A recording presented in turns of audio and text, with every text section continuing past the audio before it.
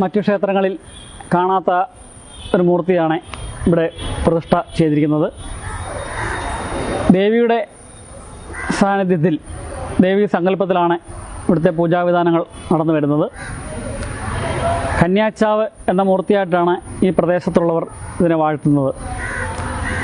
ഗർഭാവസ്ഥയിലും 10 വയസ്സിന് താഴെയുള്ള ബാലികാബാലന്മാരും മരണപ്പെട്ടാൽ അവരെ കുടിയിരുത്തുന്ന സങ്കേതമാണ് ഈ കന്യാച്ചാവിൻ്റെ സങ്കേതം.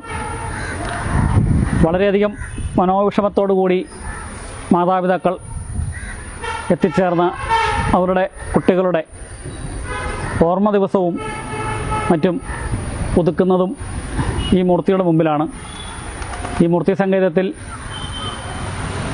ബലിയിടുവാൻ സാധിക്കാതെ പോയ, അവരുടെ അനന്തര ചടങ്ങുകൾ നടത്താൻ സാധിക്കാതെ പോയ കുട്ടികൾക്ക് വേണ്ടിയിട്ട് കന്യാപൂജ നടത്തി വരുന്നു.